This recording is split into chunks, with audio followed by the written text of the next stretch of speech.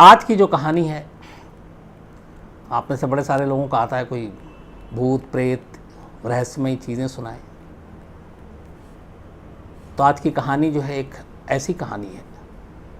एक मुझे याद है कि आपको वेस्ट बंगाल की एक कहानी सुनाई थी। एक भूतिया प्लेटफॉर्म है जहाँ पे एक लड़की बदआवाज़ भागती है जब भी कोई ट्रेन आती है, और उस चक्कर में उस प्लेटफॉर्म, उस स्टेशन को ही पूरा एक तरह से घोस्ट और वो डिक्लेयर कर दिया गया। वहाँ कोई ट्रेन रुकती नहीं थी सूरज डूबने के बाद। फिर तो ये हुआ कि कोई ट्रेन ही नहीं रुकती थी, और रेलवे के रिकॉर्ड में भी बाकायदा वो एक हॉन्टेड स्टेशन डिक्लेयर हो गया था। ये कहानी एक अजीब है, लगभग 109 साल पुरानी कहानी है। बात 1911 की है। 1911 में इटली से एक ट्रेन चलती है। कहानी ये थी कि एक ट्रेन की कंपनी थी जो जेनेटी, जो रेलवे उस वक्त सारी चीज़ें थी, रेलवे के कोचेज़, इंजन, ये सारी चीज़ें बनाती थी। तो जेनेटी ने एक नई ट्रेन बनाई और उसके लिए एक ऑफ़र दिया था लोगों को ट्रायल के लिए कि कुछ पैसेंजर आएँ, उसमें सवार हों और एक ख़ास दूरी तक उन सबको ले जाया जाए और वो देखें कि कैसी ट्रेन है।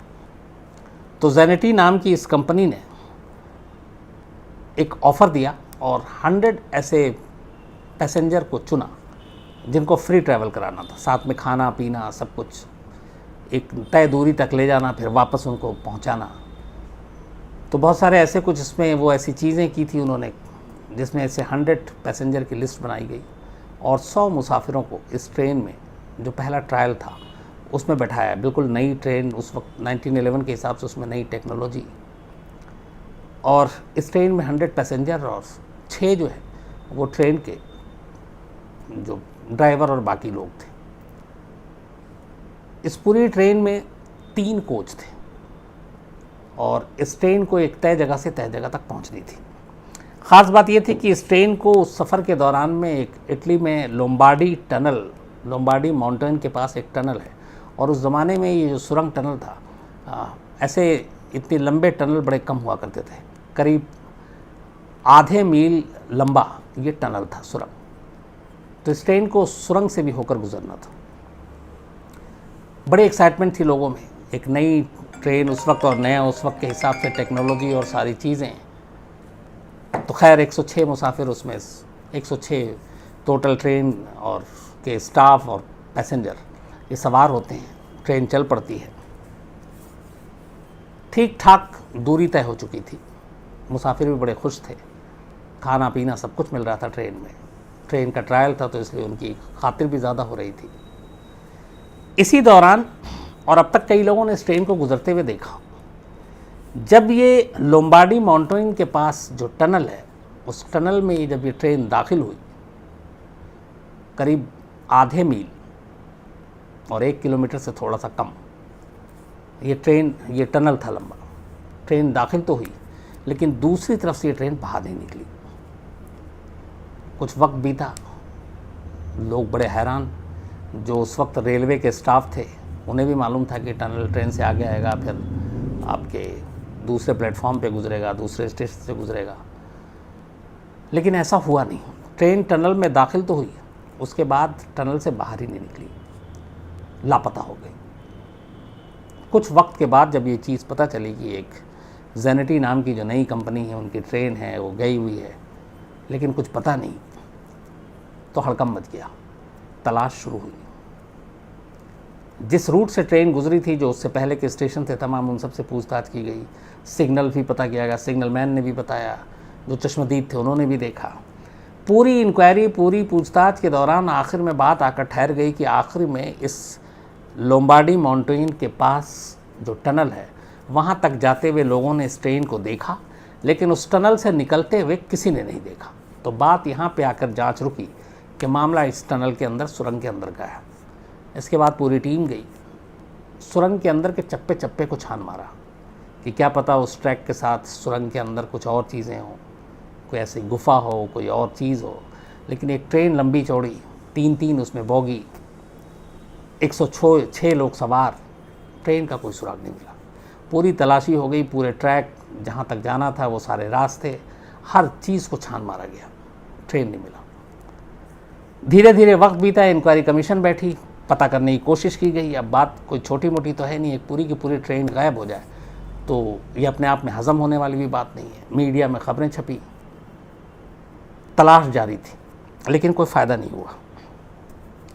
इसी बीच में हुआ ये अचानक कि कुछ लोगों ने ये कहा कि ये ट्रेन जो है इटली से निकलकर कहीं और पहुंच गई है। दो शख्स जिन्होंने दावा किया बाद में, और ये दोनों शख्स थे मैक्सिको के,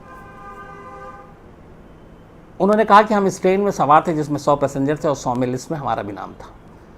और उन्होंने जो बयान दिया वो ये था इस हादसे के कुछ दिन के बाद कि जब ये ट्रेन टनल में दाखिल हो रही थी तब उन्हें अचानक एक ज़ोर की आवाज़ सुनाई थी और उसके बाद उन्हें सफ़ेद काला धुआं नज़र आया। तो वो दोनों घबरा गए और वो चलती ट्रेन से कूद पड़े टनल में दाखिल होने से पहले। दोनों की मानसिक हालत ठीक नहीं थी। वहाँ पे उनको साइकेट्रिस्ट ने देखा, सब कुछ देखा, बट वो अजीब ऊट पटांग बातें भी कर रहे थे। लेकिन ये कह रहे थे कि वो दोनों उस ट्रेन में सवार थे और रिकॉर्ड के हिसाब से पता भी चला कि हाँ वो उस ट्रेन में सवार थे। लेकिन सिर्फ ये चीज़ें कि टनल से पहले एक अजीब चीज़ हुई, उसके बाद कुछ पता नहीं चला और दोनों कूद गए। छानबीन की गई लेकिन कोई ऐसा और चश्मदीद था नहीं जो बता सके। तो उन दोनों के इस बयान से इस ट्रेन को ढूंढने में कोई बहुत फ़ायदा नहीं हो पाया। इसी बीच में एक और चीज़ होती है, एक और दावा किया जाता है और इस बार ये दावा किया जाता है फिर मैक्सिको से।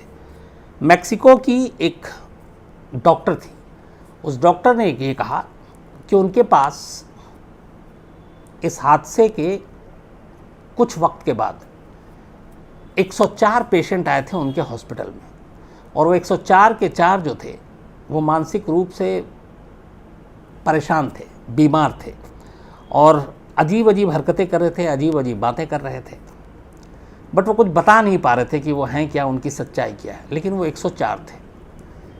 ये बात धीरे धीरे इटली पहुंची।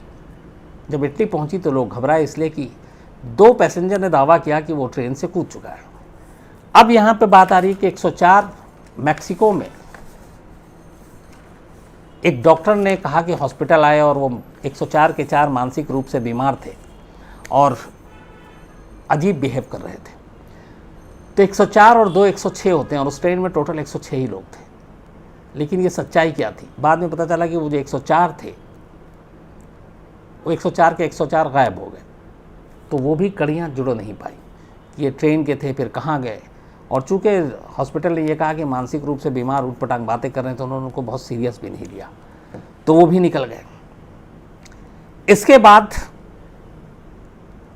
इसी ट्रेन के बारे में जो सबसे ख़तरनाक चीज़ें आई और सबसे बड़ी जानकारी आई वो ये आई कि इस ट्रेन को सेम इसी जेनेटी कंपनी का जो मॉडल था, जो इंजन थे, जो 3 बॉगी थे, जिस तरीके का नक्शा बनाया गया था, वैसे ही हूबहू ट्रेन अलग अलग वक्त में, कभी इसको रशिया में देखा गया, कभी जर्मनी में, कभी रोमानिया में और कभी मैक्सिको में। यहाँ तक तो बात ठीक थी। ये ट्रेन चली थी 1911 में, लेकिन 1911 से करीब 71 साल पहले 1840 में मैक्सिको में सेम ट्रेन देखी गई थी जिसका सेम इंजन, सेम 3 बॉगी और सब कुछ नक्शा वैसे ही। तो अब सवाल ये है कि 1840 में मैक्सिको में वैसी ही ट्रेन देखी गई। 1911 में जेनेटी कंपनी ने इस ट्रेन को पहली बार बनाया, 100 से ज़्यादा मुसाफिरों को इसमें बैठाया, 6 क्रू मेंबर थे जो ट्रेन के गार्ड और ड्राइवर। और 1911 में ये ट्रेन इटली से गायब होता है। तो अगर 1911 में ये गायब हुआ तो 1840 में वो ट्रेन कैसे देखी गई? और 1840 में वो देखी गई तो फिर 1840 से लेकर 1911 तक क्यों नहीं देखी गई? 1911 में देखने के बाद ये 104 एक अलग हॉस्पिटल में 2 भाग कराए, वो कहाँ से थे? फिर रशिया में कहाँ से वो ट्रेन आ गई? वहाँ के लोगों ने कैसे सेम हूबहू ट्रेन देखी? तो इस पूरी ट्रेन की मिस्ट्री है क्या? आज 2020 में है हम, लगभग 109 साल पुरानी बात हो गई। अगर 1911 इटली की इस बात की बात करें, इसके सारे रिकॉर्ड भी है इटली में। इसका पुख्ता इस बारे में कोई जानकारी किसी के पास नहीं। एक चीज़ सिर्फ कही जाती है और वो ये है कि ये ट्रेन जब टनल में दाखिल हुई तो शायद ये टाइम जोन में चली गई या टाइम मशीन में चली गई। टाइम मशीन मतलब ये होता है कि फिर वो किसी और दुनिया में पहुंच गई, वक्त से पहले या वक्त के पीछे बहुत ज़्यादा चली गई। और यही वजह है कि कभी 1840 में दिखती है तो कभी रशिया में दिखती है, कभी जर्मनी में दिखती है। लेकिन कुल मिला के ये है कि ये जो ट्रेन है इसके बारे में आखिरी बस यही कहा जाता है कि शायद ये एक जो टाइम मशीन है, उस टाइम मशीन ने ही इस ट्रेन को एक तरह से निगल लिया और उसने अपने आप में संभाल लिया। और यही वजह है कि आज तक इतनी बड़ी लंबी चौड़ी ट्रेन कभी किसी को मिली नहीं और ना इसके बारे में कोई जानकारी मिली। अब ये सच है क्या? यहाँ पे दो चीज़ें हैं। 1911 में लोम्बार्डी माउंटेन के करीब इस टनल में ट्रेन दाखिल हुई। जेनेटी कंपनी की ट्रेन थी, 106 लोग थे, इसके सारे दस्तावेज़ और सब कुछ हैं। लेकिन वो ट्रेन कहाँ चली गई, टनल से बाहर क्यों नहीं निकली? लगभग 1 किलोमीटर से कम की वो लंबाई थी टनल की, ये भी सच है। वो ट्रेन कभी मिली नहीं, ये भी सच है। वो 106 जो 2 आया था उसके अलावा 104, उनके बारे में कभी कोई जानकारी नहीं मिली। तो सवाल है कि इस ट्रेन के साथ हुआ क्या? बड़ी लंबी जांच चली। आज भी इटली में ये एक मिस्ट्री है और कहते हैं कि दुनिया की सबसे बड़ी मिस्ट्री में से एक मिस्ट्री आज भी। लेकिन इस ट्रेन का कोई सुराग नहीं मिला। लोग यही कहते हैं कि सिर्फ ये टाइम जो मशीन है उसी का हाथ हो सकता और कोई नहीं हो सकता। ऐसी और भी कई कहानियाँ जिसमें टाइम मशीन के बारे में आपको बता कि कई ऐसे प्लेन हैं जो गायब हुए, कई कहानियाँ ऐसी मैं आपको सुनाई हैं। लेकिन अपने आप में एक पूरे ट्रेन का लापता होना यह वाकई रहस्यमयी है और आज भी इसके बारे में कोई जानकारी किसी के पास नहीं है। आप में से अगर कोई जानकारी हो, क्राइम तक की बहुत सारे फैमिली मेम्बर इटली में भी रहते हैं, मेल आते हैं उनके, तो ज़रूर आप उसके बारे में पता कीजिएगा। और इससे रिलेटेड कोई और नई जानकारी हो या इस बारे में कोई और जानकारी हो तो ज़रूर शेयर कीजिएगा ताकि मैं बाकी क्राइम तक फैमिली के साथ शेयर कर सकूं।